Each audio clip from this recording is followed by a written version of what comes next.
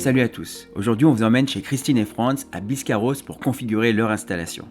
Pour ceux qui nous rejoignent pour la première fois, nos vidéos de configuration vous permettent de voir les installations réalisées par nos clients. On découvre avec vous en instantané ce qui peut y être amélioré et ajusté.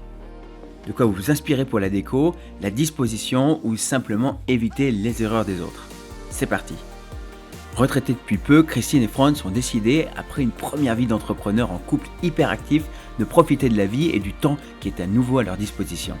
Effectivement, le paysage entre mer et forêt est fantastique et à seulement quelques minutes de la dune du Pilat, ça donne vraiment envie de prendre l'air. Et vous allez voir que leur maison est tout aussi chouette et chaleureuse. Franz nous avait contacté pour la première fois il y a 3 ans. Il avait alors commandé les équipements sans jamais les installer. Après avoir découvert la vidéo de l'installation de Camille et Sarah près de Grenoble, il nous a demandé de lui dessiner son home cinéma en ajoutant le son Atmos que l'on voit dans la vidéo et évidemment d'upgrader le matériel qu'il avait commandé 3 ans plus tôt. Voici donc le plan de la pièce et l'implantation que j'ai personnellement réalisé pour lui. Le défi a été de s'intégrer entre les poutres existantes au centre du grand salon. Franz a profité du confinement de l'été 2020 pour installer les équipements avec son copain François, venu lui donner un coup de main. Notre job aujourd'hui est donc de configurer, ajuster et calibrer l'installation de Franz et Christine pour que tout fonctionne de la meilleure manière possible.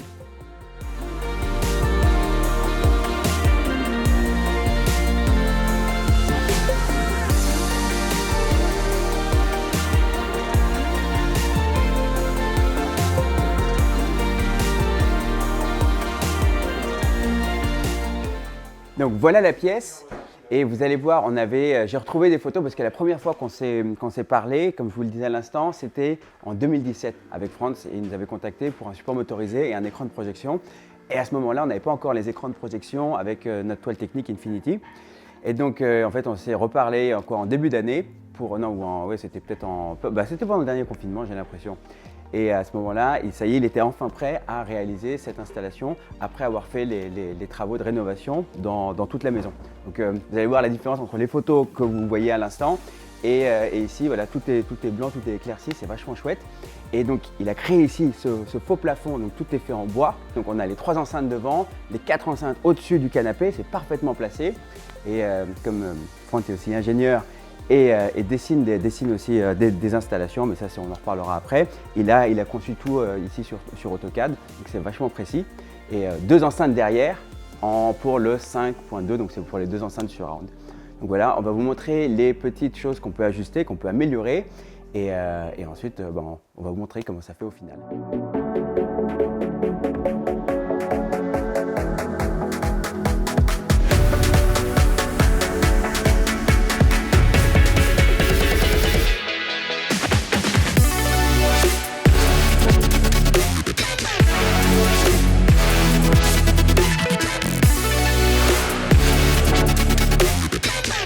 Regardez comme c'est bien fait, comme je vous disais, Franz a fait tout le plan en AutoCAD, donc c'est vachement propre. Et il a marqué chaque fil d'enceinte pour qu'on puisse le localiser facilement, donc ça va nous faire gagner du temps. Si vous faites ce type d'installation, faites-le aussi comme ça. Vous avez aussi la méthode de la pile, comme vous avez déjà montré dans plusieurs vidéos, qui vous permet de marquer l'enceinte. Je vous parle souvent, notamment dans les articles de blog, de bien noter les fils par rapport aux enceintes, parce que quand vous avez un tas de fils que vous n'avez pas marqué forcément la position de chaque enceinte, c'est un peu galère de retrouver à chaque fois où est-ce qu'elle est disposée. L'astuce, si vous ne l'avez pas fait, comme ce qu'on vient de faire actuellement, on ne sait pas quel fil est utilisé pour quelle enceinte. Il vous suffit d'avoir une pile, vous mettez un fil de chaque côté et ça va faire crépiter l'enceinte. Et comme ça, vous savez où elle se trouve et vous pouvez la marquer. Petite astuce, bien pratique et ça vous fait gagner du temps. Donc voilà, là, bien marqué, on a assez de longueur, donc ça c'est parfait. On va dénuder maintenant les fils, on va mettre les fiches bananes et on va connecter ça à l'ampli. Et normalement, il a aussi suivi les polarités, donc le plus et moins, le rouge et le noir, le fil rouge et noir. Normalement, on n'aura pas de surprise. Et quand on vient faire une configuration chez vous, ça nous fait gagner du temps pour faire d'autres choses à côté qui seront plus productives que de repérer les fils. Voilà. Donc c'est parti, on fait ça maintenant.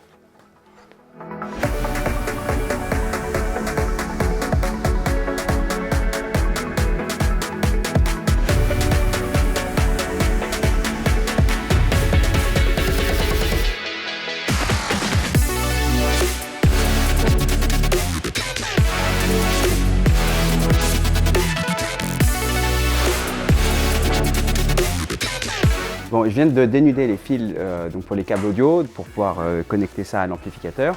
Le truc qu'on a appris, c'est François, c'est son ami qui l'a aidé à monter le home cinéma ici.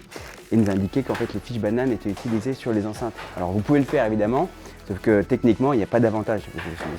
Le fil est dans le plafond, enfin dans l'enceinte qui est dans le plafond, et ça vous prend plus de temps de connecter le fil sur la fiche banane, la mettre sur l'enceinte. Vous n'aurez pas un meilleur son et vous n'avez pas de raison de déconnecter l'enceinte. Donc vous pouvez le faire, si techniquement vous souhaitez le faire, faites-le, mais ça n'a pas d'avantage. Heureusement, nous, on en a toujours avec nous quand on vient faire une configuration, et on va pouvoir en rajouter de l'autre côté, parce qu'on ne va pas démonter toutes les enceintes pour retirer les fils bananes, et on va pouvoir les mettre sur les câbles, sur chaque fil, pour les connecter sur l'amplificateur, qui facilitera l'utilisation quand on voudra par exemple débrancher à un moment donné les fils, ce qui peut arriver de temps en temps si on veut déplacer le meuble ou quoi que ce soit. Et là, ça a vraiment un véritable avantage. Donc voilà, pour résumer, les fils bananes, vous les mettez côté ampli, sur les côtés des enceintes, à moins que vous ayez une enceinte qui soit externe, mais sinon quand c'est dans le plafond, ça n'a pas d'avantage.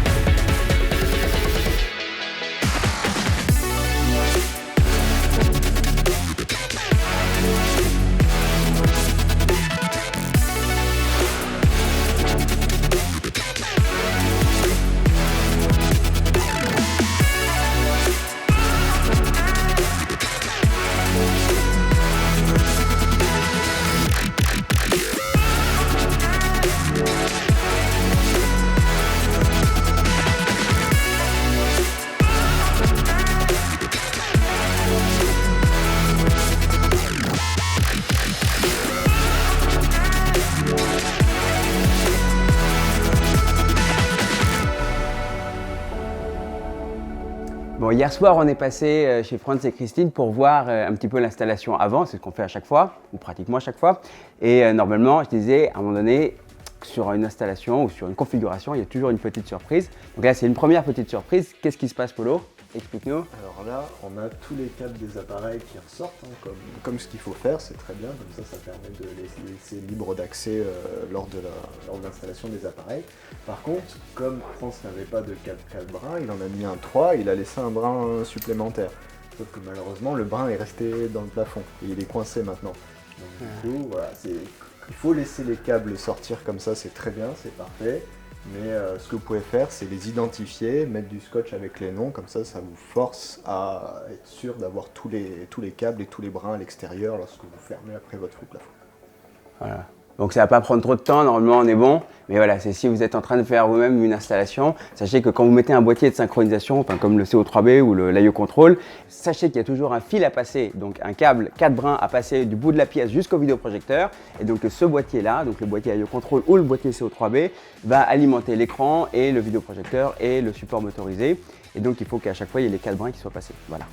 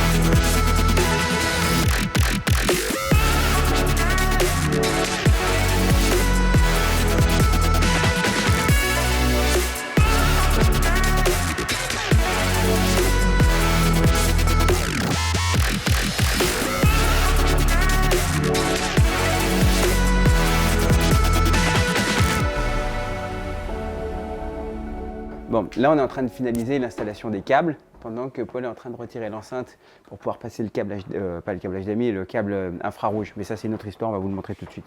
L'essentiel pour l'instant. Donc là où j'ai un câble RCA, câble mono RCA, qui va raccorder le caisson de basse à l'amplificateur. Nous, on vous donne des câbles qui sont toujours un peu plus longs que nécessaire. Généralement, parce qu'on ne sait pas exactement où vous voulez le placer, où vous voulez placer le caisson de basse. Là, ce qui est bien quand on vient faire une configuration, comme c'est le cas ici, comme le caisson de basse est juste en dessous, ou juste à côté de l'amplificateur, on a des câbles qui sont courts, et donc ça vous permet de ne pas avoir plein de câbles qui courent partout. Donc voilà, donc ça c'est une bonne chose. Si vous savez où vous voulez placer votre caisson de basse à l'avance, utilisez des câbles plus courts, et comme ça, ça vous permettra d'avoir moins de câbles qui traînent. Parce que là, quand on est sur 11 enceintes, donc ça fait pas mal de câbles, et donc moins on en a, mieux on se porte quand on doit les gérer derrière.